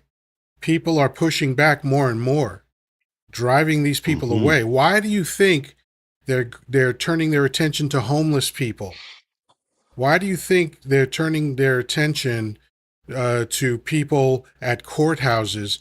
Because what they thought were going to be easy targets turned out to be hard targets. And they didn't I realize that they think were going to get the resistance that they got. That's why we're not seeing that shit on television the way we were. I think California, the Californians, there's a lot of stuff that happened in California that was not reported by the news. There's a lot of resistance that happened over there, right? And this administration doesn't like to present this stuff like it lost, but I think what was happening over there became untenable. You know, Absolutely. they tried to sue this guy with this ICE app, and I don't think that lawsuit went anywhere. You know what I'm saying? Because the guy covered himself in the terms of like don't interfere and all that stuff. It's basically the same way that Waze works. You know how Waze works, where you Right. can you can report where a Yeah. police officer is. I And mean, and the that cops that's the tried to sue. scourge of this kind of like what we've seen in the social media age is that citizen journalism is a very real thing. We Hmm. saw that in China, because China is a great example of a government that finally said, you know what, this is not worth the hassle. Let's just fucking make it right for them. And the Chinese people now are very happy because their government takes care of them. So it gives me Hmm. hope that maybe the same thing can happen here. But all of these smartphones, that we all have, that changes the game because these people that Exactly. run around in masks, they're finding out, oh, the mask ain't helping us as much as we thought they were gonna. Hmm. You know what's been going on too? Some of the people who have been grabbed up, right? And even some of the people who are showing it, they've been running in and risking arrest and deliberately pulling the masks off of the agents. They're not hitting them, they're deliberately pulling the mask off the agent, and somebody's right there ready and willing to snap a picture, snap a video. And all you need is a split second, and that's it. You have it. Yeah. And it's like pri- prior years, when ICE went to arrest somebody, their faces were always bare. You could see who they were. But you see, the reason why they weren't a problem because they were doing it the legal way. They were doing it the decent way. I mean, yeah, there were issues. There were always issues, but for the most part, like the level of deportations under President Obama and President Biden are way more than even Trump is doing now. You know what I'm saying? But the Trump is numbers are not just the being. issues. These idiots that keep It's saying the that, it's the oh, how many cool. It's the people did cool. Barack Obama deport? Who cares? It's the way that he did it that we're It talking was about. done, and who he was targeting. That's the thing. President Obama and Biden actually got rid of more quote unquote hardcore folks, like people who should not actually be here, people who shouldn't be here. You know what I'm Yeah. saying? And For by the the way, most that part, was the first group that Dump abandoned. They literally instructed ICE agents not to go after the violent criminals because that's those are too hard harder. and that takes time. hmm But President Obama actually did that, and here's the thing: what President Obama was able to do when he was doing it, because of who he was going after, he actually got cooperation from local law enforcement to help him go after them because they were the scourges on communities anyway. Right. Which I mean, and I am I hate like talking to my man Yoda, like we're kindred spirits. Don't you hate being fucking right? Well, normally I love being right, but I hate that I was right about all this. Me too. Because, uh, I've been talking about this since 2015. Been Me warning too. people like, hey, Me this too. guy is talking like that guy from the 30s. This is a problem. hmm And people were like, no, no, how dare you say that? How dare you make that comparison? American exceptionalism, it can't happen here. And I always knew that that was But horseshit. they're like, no, but I just don't like Hillary, man. I don't like her. Look how she I is. I didn't don't like like Hillary Hillary. either, Neither did I. but But I I would, was like, I was I, like, I was I like, would, I would, don't fuck with that dude. I would vote for a head of lettuce over Donnie Dump any day. I was like, listen, You I'm you from the see New York. this I'm from the New guy here York wanting area. Yeah, I see it. I don't know him, so I just thought I'd mention it I to appreciate you. that. Gaza, I was please, like, please stop typing the same thing over and over again. stop spamming Not this the chat, necessary. man. Stop If you spamming have the chat, anything you bro. want to share with us, please share it from the chat. Um. So anyway, Oh, oh yeah, uh, man. Speaking about Gaza, oh my God, you well, saw my couple of videos today on that that I don't even want topic. to get into I don't that want to talk subject about that because we, too many lives are being taken down because of that. for that. But Mm-hmm. all I can say is this, Mm, and I'm going to say it as generically as I possibly can. I want everybody to stop pretending who the good guys are in this. It ain't Israel, okay? They are not the good Mm-hmm. guys. They are not defending themselves. Period. End of story. Okay? Nope. Self defense looks very clear. Starving children is not self defense. So they can go fuck themselves. And American support of this genocide has to end in all Mm-hmm. possible ways. Yep. I told my best friend years ago, and this is a man I love. I'm closer to him than I've ever been to my siblings. He knows everything about me. I trust him with my life. He has been there for me for 24 years. He's the best friend I've ever had, best friend any man could have, in my opinion.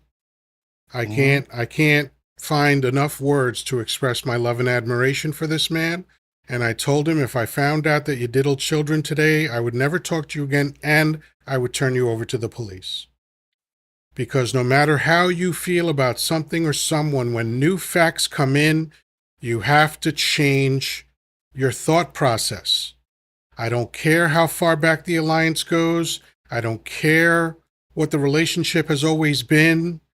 They don't deserve consideration anymore. No, they don't. So They that's don't. all I'll say. But anyway, we're I going don't to want to get start into that. I don't wrapping want to take it things into up. that. But This has been an interesting live. You As know, always, man, good talking to you. yeah, You could drop me down, they man. go in all sorts of different directions. So, Island Boy, if you have any closing thoughts about anything we've talked about or anything else, please give us your closing thoughts now. I just can't. My closing thoughts of this. I am kind of mourning. I am grieving because the destruction that we're witnessing in all areas was extremely mean spirited, extremely targeted, and totally unnecessary. It's just like they're literally destroying the country because they want to destroy people that look like me. And that's what's really making me grieve about it. I grieve about it almost every day because it's very obvious. And those of you who are still thinking, oh, it's about something else, shut the fuck up and please listen Read a fucking for book. that. I mean, Stop just it. read a few articles, man. Hey, here's another hint to people who are still sympathetic to this onslaught. History did not start October of 2024. Okay? Go back to 1948 and figure it the fuck out. Go back to prior if you want to really get the full story. Go back to late 19th century if you want to get the full story. And I've gone through. I know the full story. And to be honest, some of the civil rights leaders we just mentioned here sound like us today. They've been saying the same thing about that state from since back then, since the Absolutely. 60s. Martin Luther King canceled a trip to Israel because of what they were doing. Malcolm X was not kind. Stokely Carmichael had a lively ass debate. Oh my God, it was hours of a debate. He was owning them people, man, back when. Kwame Ture, Stokely Carmichael, you know? I mean, Fred Hampton didn't have nice things to say about them either. Didn't have nice things to say about what was going on. These are people. I mean, this has been going on for decades, and today we sound like they do decades ago. Of So course. this is It's a not tale as new. old as time, man. Look at Edward R. Murrow. He gave this amazing speech in Oh my God. 1958 and talked all about it. He laid out the Middle East situation perfectly. It's the same as it ever was. And the only question Hmm. to be answered is why the fuck is America still fucking with these people? And of course, we know what the answer is, but I mean, come on. It's And you know what's crazy? you're just participating in atrocities at this point. And he had participated in atrocities overseas and domestically. No, Yeah, that's the crazy thing about it. This is what makes me grieve, as I was saying. It makes me grieve, makes me mourn because they're doing it again. And it's like, it's all to prop up this persistent, resilient social construct of race, but particularly whiteness. You know what I'm saying? It's to prop that up, it's to protect that. And until like as Professor Eddie Glaude said, until whitey people stop learn to finally stop being quote unquote white, we will never get out of this. He said so. And I know exactly what he means. It's yeah, loaded as hell. yeah. No, yeah, I totally get that, and I agree 100%. Like, it's a Santana song. You got to change your evil ways, baby. Island Boy, always a pleasure to And have you up, man. of For course, those man, of you who don't as follow usual. Island Boy, he's got very thoughtful videos that he puts out, and I encourage everybody to check it out. Have a good night, brother. I'll talk to you soon. Thank you, man. You dropped me down. All All right, you have a right. good night, man. Danny, last man standing. Oh, man, oh, man, oh, man. This, what I love about coming up with a topic is that now I have full confidence in my panel and in the people in the chat that they're going to take whatever I come up with and expand it magnificently and take it in directions that I could never anticipate. So, what are your final thoughts about this evening? Uh, you had an amazing conversation, and I don't know how you taught the steel as long as you did. He was, even though he had an interesting point. Interesting, I think he meant well. I don't think right? anything he was saying was malicious because you know how I handle that. So, Right. just because I disagreed with his viewpoint, I saw no reason to dismiss him early. I wanted to give him an opportunity because sometimes when people are talking, they don't always understand the impact that their words have. That's why my technique, as you've seen over and over again, is to reflect back to them what I understand by what they meant. Right? I'm hearing Right. what you're saying. This is how I'm taking it. Is that your intention? Is that what you're Yes. trying to say? Because sometimes, as we've seen, people will know, let me put it another way, but sometimes they double down, and that's fine too. If that's what you're trying to say, that's fine. I disagree with it. No harm, no foul. That's So, right. I let him air out his thoughts, and then when he was done, and it's fine. And I'd have him back up to talk to him again. I have no problem with, I just disagree with him. That's all. Yeah. And I can, by listening to him and his thought process that he was trying to express, I can see why he lost those two elections in Tennessee. I'm just, That I'm is a just telling it fair like it point. is. That is a very fair point. I'm just telling it like it is. What's So that old you know saying? me. You play how you practice, right? So That's right. So anyway, I'll be back on tomorrow, 3 p.m. Pacific time, with the way of positive change with Grandpa Danny. What was that, Cynthia? Rude Danny? yeah, listen, sometimes the I, truth I hurts. can't believe you said I was rude there, And even if you were, Cynthia. sometimes, we can't always deliver the truth in a lovely way. Oh, Sometimes the she's truth laughing now. stings. But anyway, I'll be on tomorrow at 3 p.m. Pacific time for the way of positive change. And we're going to talk some more about the military. Oh, I can't say it today for some reason. Militarization. Yes, Washington, D.C., with the Trump administration. And we might even talk a little bit about Texas because it's starting to do some movement down there too. I understand. In the Senate of the state of Texas, all the Democrats walked out this morning, Mm, uh, which they didn't expect that. They just walked out of the chamber and said, "We're not going to sit around here and vote on this." So I thought that was interesting. But I think they had a lot more.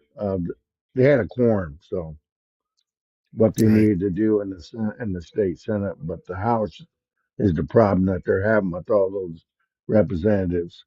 But anyway, you had a good live, a lot of good discussion, especially on uh, the fascists and what was going on in the '60s and stuff, which I literally lived through, and I couldn't agree more with everything you said. That's why I chimed in about the politicians and Martin Luther King, Yeah. Harvey Milk. He was mowed down Oh, yeah. himself. He was moving the needle also in his area of expertise, which was the gay community. So Yep. that was another sad thing. And of course, like you said earlier, 1970 with Kent State. That was and I don't remember exactly when it happened because unfortunately I was a Walter Reed in a coma at the time. Yeah. Kent But State was May 4th, 1970. right, and I woke up. I came shortly after that because I had gotten struck in April. So that was a time that I just knew about it afterwards, you know, Right. the and stuff. So anyway, that's what on my agenda. And of course, Friday for you people, Trivial Pursuit. And if you ain't coming to Trivial Pursuit on Friday to get your mind off this shit, I don't know what you're thinking. You would have a lot of fun. You have a lot of laughs. And Professor here, Yoda, he is badass at Trivial Pursuit. I haven't been paying attention, but I think I might be undefeated in Trivial Pursuit.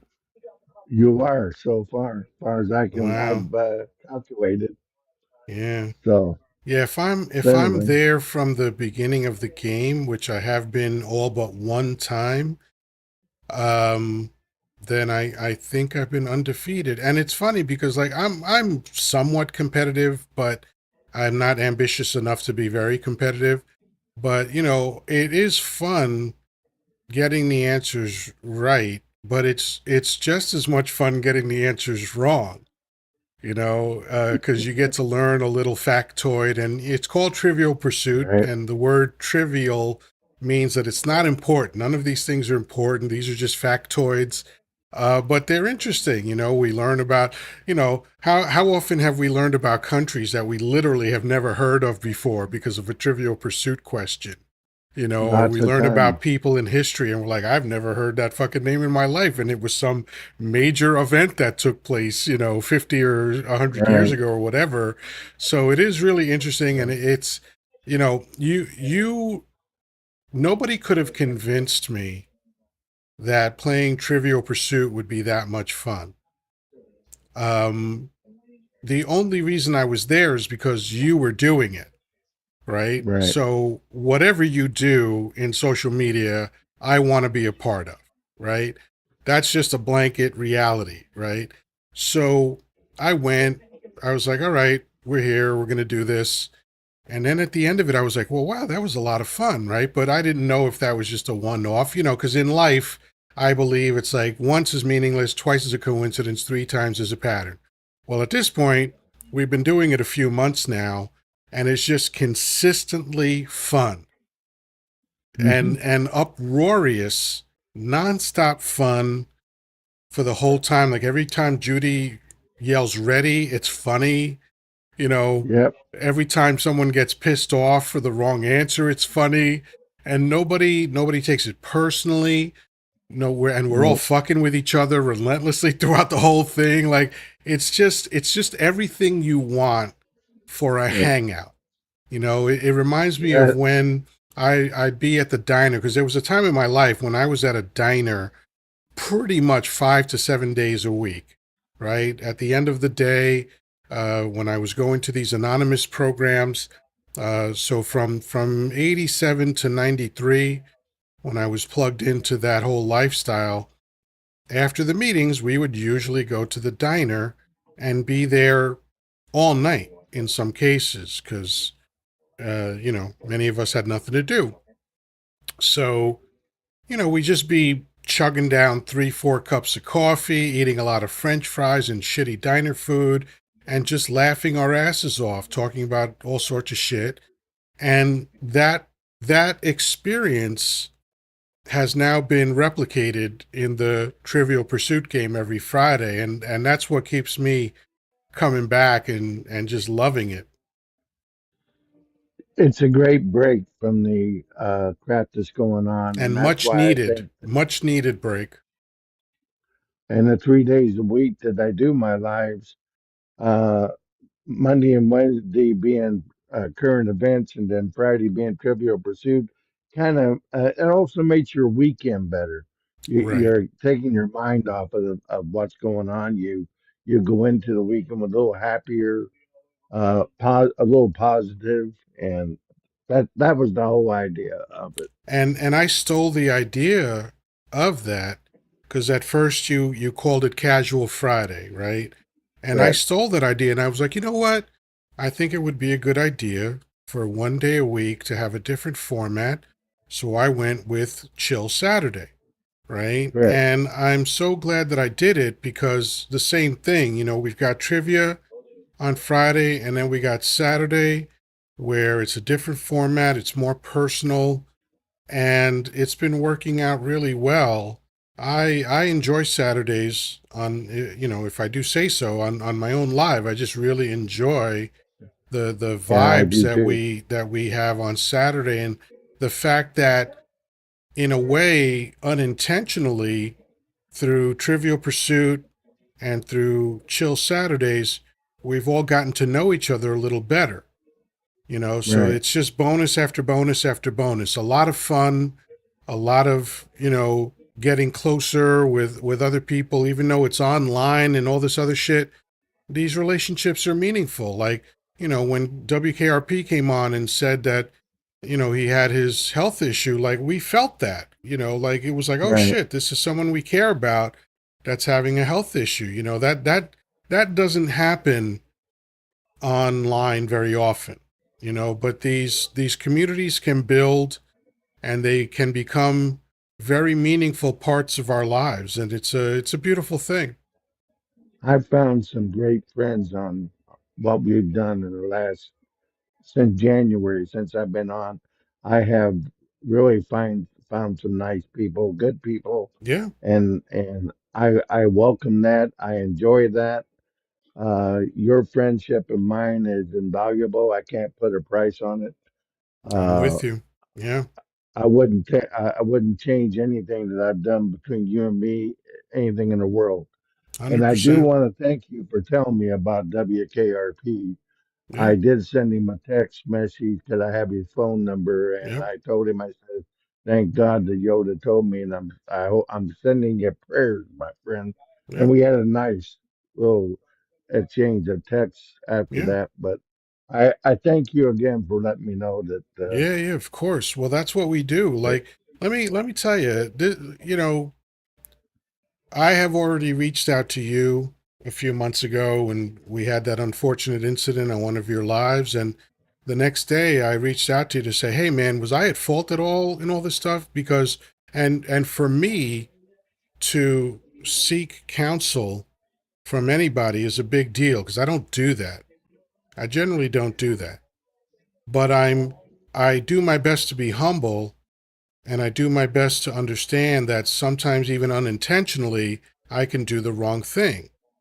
Right? And so, the fact that I trusted you enough to come to you and involved you in a personal thing is a big deal. And today I did the same thing with one of the ladies that we know.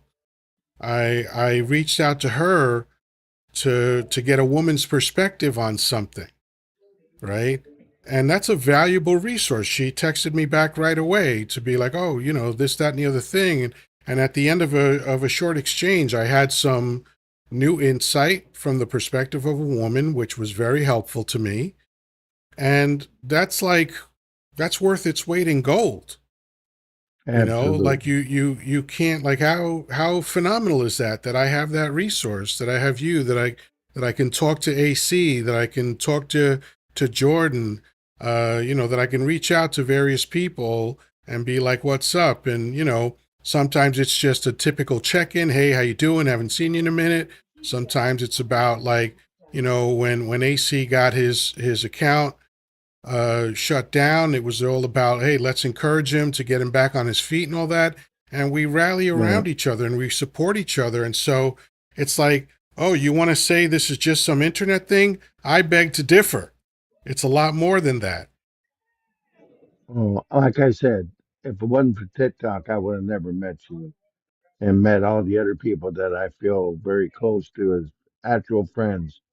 And family. I feel that we are a small family that we've come 100%. together, and I just think it's awesome. Uh, Grandma and I are truly blessed to have you in our life, and Thank you. I hope you feel the same about Oh, us. 100%, man. 100%. I am honored that I know you, that I have access to you. Your wisdom, your kindness is just boundless. So, you are the patriarch of our little family. And that's just the way it is. you know. Thank So, you. I with appreciate that, my that. friend, we're going to wrap it up. But always a pleasure. And with any luck, we will talk tomorrow. Lord willing, and the creek don't rise. Yeah, you're That's right. it. Thank you. All right. Good night. Folks, thank you for being in the chat, for tapping, for sending gifts, for making comments, and just for being here. Like, what a wonderful thing that in the midst of all this madness, we can all just get together, air out our thoughts, get feedback, interact with human beings on a significant level. This is a form of therapy. And for some people, it might not be a big deal. It might just be fun. It might just be interesting. And if that's what it is, I'm grateful. For other people, it could be a support system. And I don't take that for granted because I know that's how I feel about the various people that I interact with, that I met through the social media. And, some of these relationships, as we were just talking about, are very, very meaningful and important to me. And they are no different than the relationships that I have with people that I've known for decades, And one thing that I'll say about family is that really there's two types of family. There's the family you're born into that frankly you didn't have a choice about. Nobody has a choice about the group of people that they're born into, right? So it reminds me of something that was said in the show that James Spader and William Shatner was in. I think it was called Boston Legal. There was a scene where William Shatner felt something uncomfortable about the way that James Spader's character was giving effusive respect to a judge. And it had to do with respect. And the way James Spader explained it, he said, I am bound by my duties under my law license to show the judge respect. I have to show the judge respect. I choose to respect you, which is more profound. So the family that I have chosen is more profound to me than the family that I was born into, because it was my choice to have these people as my family. And any attempts to diminish the meaningfulness of my internet family will be met with strong rebuke, to put it mildly. Because I love these people. I care about these people. I know them. We talk offline. We support each other offline. And, it's not just the show that you see. We're connecting with each other in very meaningful ways. And that's a choice. And it's a profound choice. And to me, it's more profound than your blood family because you don't have a choice about your blood family. And quite frankly, my family stinks.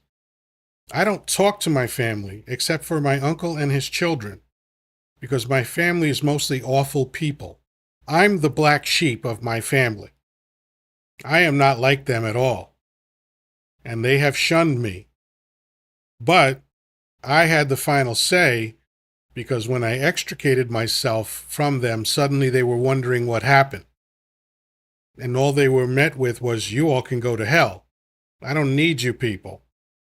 It sucks that that's the choice that I felt that I had to make, but I was willing to make it because, as I've said before, I don't allow anybody to disturb my peace. Right? Ask my 2 ex-wives. I don't allow people to disturb my peace.